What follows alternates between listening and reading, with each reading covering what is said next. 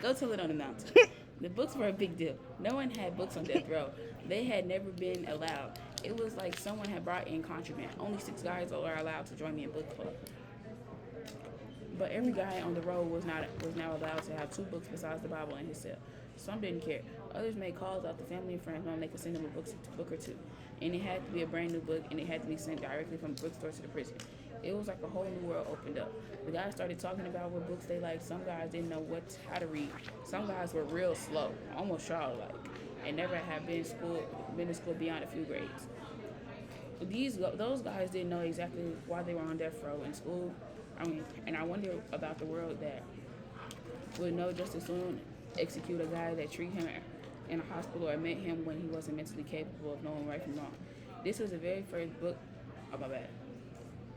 The very first book club meeting consisted of Jesse Morrison, Victor Kennedy, Larry Heath, Brian Baldwin, Ed Horsley, Henry, and myself. We were allowed to meet in the law library, but we each had to sit in a different table. We couldn't get up. In order to talk to everyone at once, you had to kind of a swivel around in your seat so no one felt left out. If someone wanted to read something out of the book, we had to toss the book to each other and hope that the guy caught it or it landed in reach of someone because we weren't allowed to lift our butts up off the seats. The guards seemed nervous when they walked us to the library. We weren't planning a riot or an escape. We were 5 black guys and 2 white guys talking about a James Baldwin book. Perfectly normal. Nothing to see here.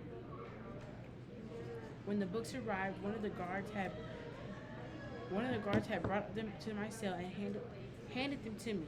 2 brand new copies of the James Baldwin. Go Tell It on the Mountain. I had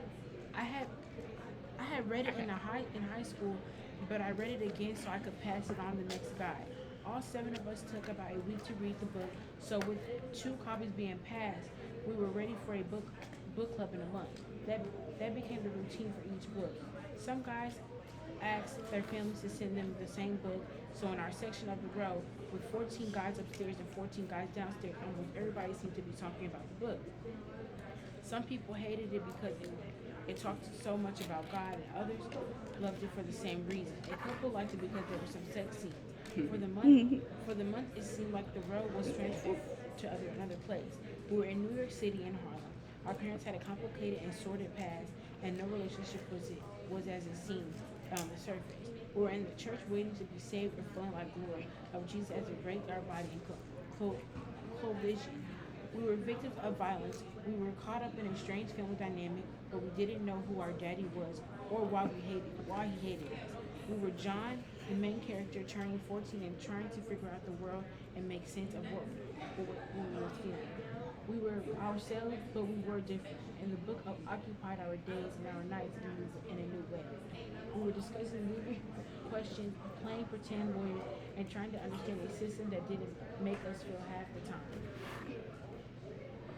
We weren't the scum of the earth, the lowest of the low, the forgotten and abandoned men who were sitting in a dark corner of hell waiting for their turn to walk to the electric chair. We were transported, and just as I could travel the world and have tea with the Queen of England, I watched these men be transported in their minds for a small chunk of time. It was a vacation from the road, and everyone was a part of book club, even before the 7 of us had our first official meeting. When we finally did have our meeting, we sat at our respective tables and felt an awkwardness that wasn't there when we were yelling to each other through the bars of our cell. Larry and Henry, being the only white guys, looked especially uncomfortable. The guards had locked us into the library, so we were in there by ourselves. There could be no violating the rules, no getting in any fights, no foolishness whatsoever. It was strange after so many years to have a change in our routine. Every day, except for when they took you to the shower. Things happened at the same time, exact time. So when there was suddenly something new, especially for the guys like Baldwin and Heath and Horsley, who had been there for over a decade, it was strange and they seemed on edge. So what do you think? I asked everyone. How do we do this exactly? What's the format? Jesse Morrison was used to Project Hope, so he knew how to organize a group. Everyone looked at me. Let's just talk about whatever we read that we want to talk about, whether we liked the book or not. What we liked about it and what we didn't. What left an impression. How does that sound? I looked around at everyone. Ugh, and they nodded. Henry looked serious. You know what I like? I asked. I like this sentence. For the rebirth of the soul was perpetual. Only rebirth every hour could stay the hand of Satan. What you like about it? Asked Larry. I like that it's about hope, I said. It's like your soul can be reborn. No matter what you've done, you can be new again. It's a hopeful sentence.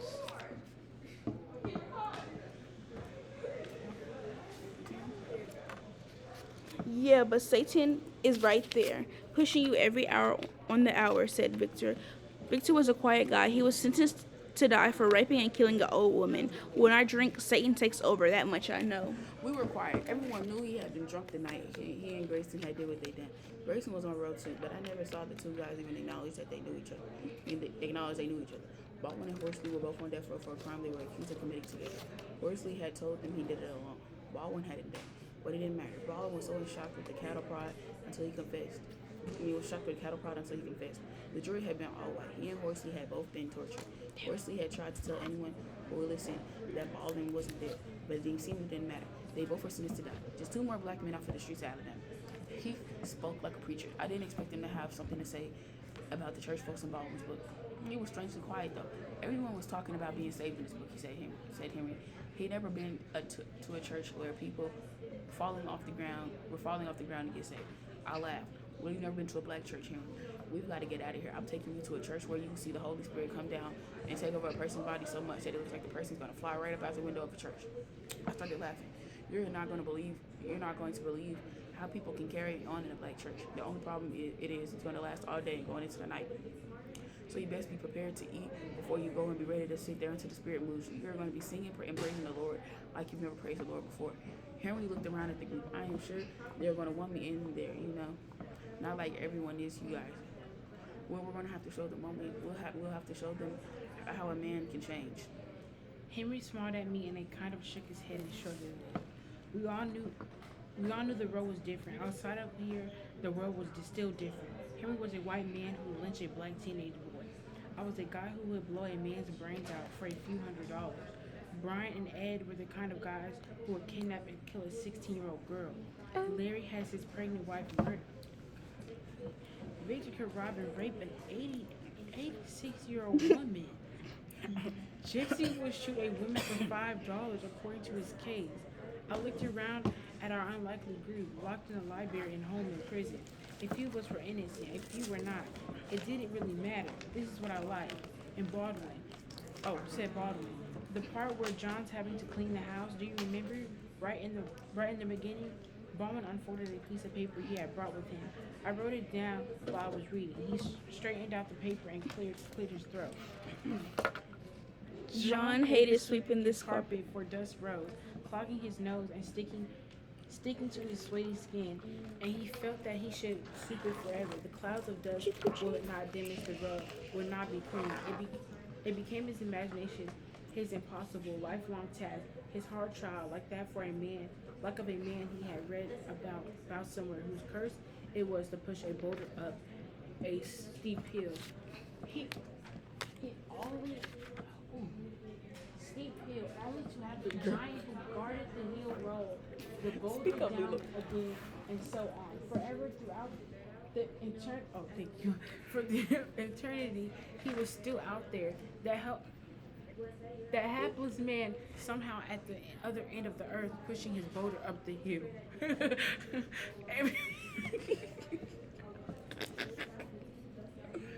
Everyone was quiet. When Baldwin finished reading, he had read softly and carefully like he had been practicing and didn't want to get it wrong. Are you like the guy pushing the boulder up the hill? Asked Victor. Yeah, pretty much. Baldwin cleared his throat. Hey. What you saying about me? I'm done. Oh. Are we all pushing the boulder every day, all day, after week after week, year after year? We all push the boulder up, and then the giant pushes it back down. We are all going to keep. Shut up. We are all going to keep doing this until the giant crushes us to death with the boulder, and someone comes along at the top of the hill, gives us a hand. Someone tells the giant to make a way. We're going to get pushed over by the boulder. Up and over, and then sits down and takes a rest or something. Isn't that how it is? Just how it is? A few guys laughed, got out of that boat, and Horsley just looked down. I had been pushing my boulder up a hill, hoping for Precious Santa Anna, and now Alan Black was going to move the giant out of the way, or at least hold him back so I could get to the top. I knew what bowling meant.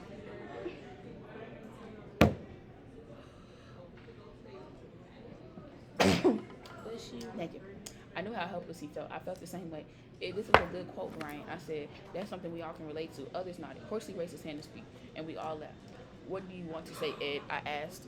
I like how you think that people are all a certain way, but then you find out about their stories, their histories, and you see how they got to be the way. Yes, maybe the father is an ass, but he has some loss in his sleeve like that. Oh, that's not funny. The more you know their story, the more you kind of forgive them for what they do. You know, it's like, it's like that here, right? We all got a story that led to some choices and big mistakes. All these characters make mistakes, nobody is living this life perfect. Larry hung his head, but the other guys grunted in agreement. Then it was quiet. I wonder who was thinking about their own mistakes. I had made some mistakes, no doubt about it. Wouldn't we all do things over if we could, if we knew now what we didn't know then? There wasn't a guy in this library who wouldn't have chosen differently if he could have. Who else reading a passage that meant something to them? I asked. I wasn't sure if this is how a book club was held in other places, but I didn't have a study guide or a printed list of questions from anywhere. I had talked to Sia and Lester about it on my last visit, and Sia had just said to let everyone talk about what moved them. Everybody feels different when they read the same thing. You just have to see what made people feel something and then talk about it, she said. Don't try to be the teacher, just talk about whatever the guys want to talk about. I had nodded. The point was to get them thinking about anything but the dark, grimy, hot hell of the world. It was a gift to spend time in your mind away from your own reality. I could take my private jet anywhere around the world. I spent my week between visits having dinner with the most beautiful woman in the world. I had already won Wimbledon 5 times. I was just this week becoming recruited by the New York Yankees. I was busy in my cell, too busy to think about the giant at the top of the hill pushing my boulder down. That's all I wanted for these guys, an hour of freedom and escape, an hour away from the rats and the roaches and the smell of death and decay. We were all slowly dying from our own fear, our minds killing us quicker than the state of Alabama ever could. Men would do all kinds of crazy things rather than spend another night with their own thoughts. Bring in the books, I thought. Let every man on the road have a week away inside the world of a book. I knew if the mind could open, the heart would follow. It had happened to him. Henry, look at him, sitting here in a locked room with 5 black men who had nothing to lose. He had been taught to hate us and fear us so much that he had thought it was in his rights to go find a teenager boy and beat and stab and lynch him just because of the color of his skin. I had no anger towards Henry. He had been taught to fear blacks. He had been trained to hate. Death row had been good for Henry. Death row had saved his soul. Death row had taught him that his hate was wrong. What about you, Ray? I looked around at the guys. You know how he's walking in the city, I think on 5th Avenue, and he knows it's not that place for him.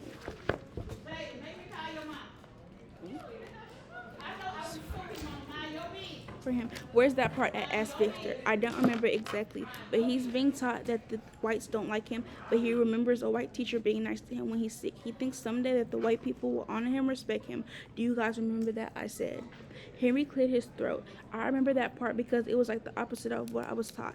But just the same, he looked around a bit nervously. I wrote it down too. Henry took out his own paper, a piece of inmate stationery with the lines printed on it as if he were too dumb to write straight. Can I read it? He asked.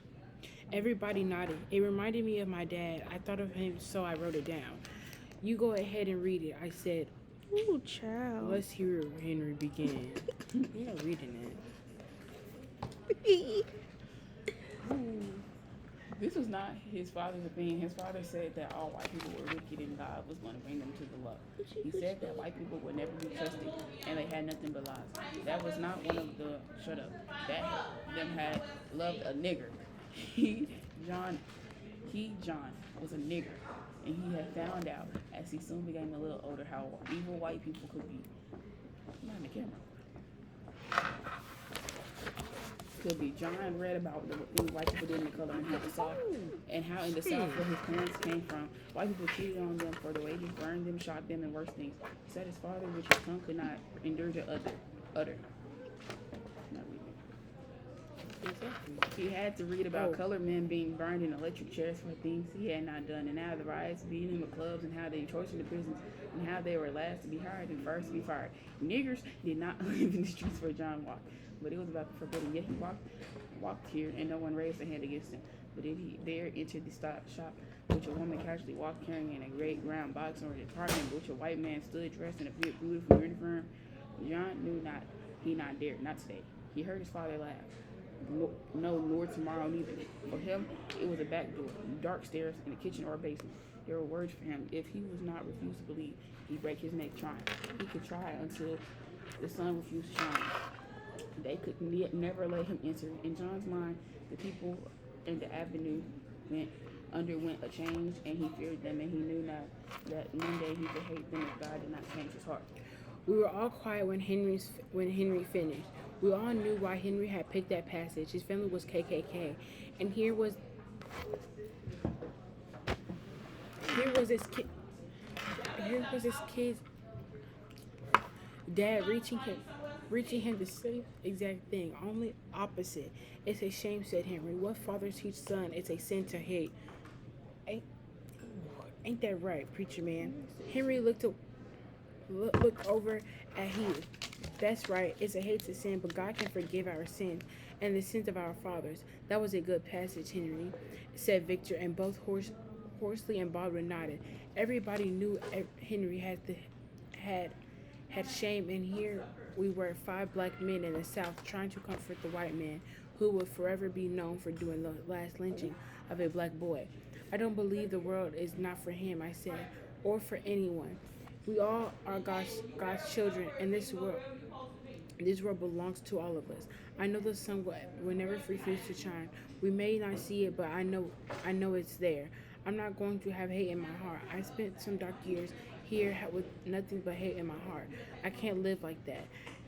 You are not a hater, Ray, said Jesse. My mama didn't raise me to hate, and I'm sorry for anyone who was taught to hate instead of love, to fight instead of help. I'm sorry for that, and for anyone in this room who feels shame for what they were taught. I looked at Henry. God knows what's in each man's heart. What someone did or didn't do is between a man and God, and is none of anyone else's business. Everyone nodded, and I could see the guard walking up to unlock the door. Book club had been a success. We had spent an hour talking about something that mattered. Someday, when I get out of here, you know what I'm going to do? I asked. What are you going to do, Ray? I'm going to tell the world about how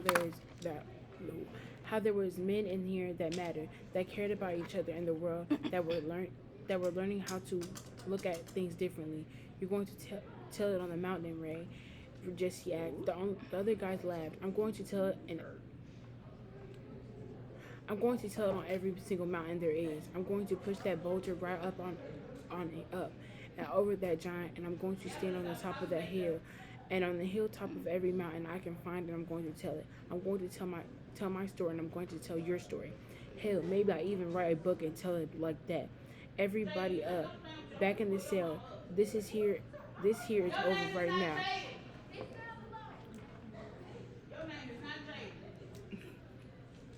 She her ass. And walked us back over to our cells. I watched as Henry grabbed his paper where he had carefully copied down a whole page of James Baldwin's writing and folded it back up. Who would have thought those words would have mattered so much to him? Larry Heath was the first member of a book club to die. He didn't have a last meal or for dinner. When Charlie Johns asked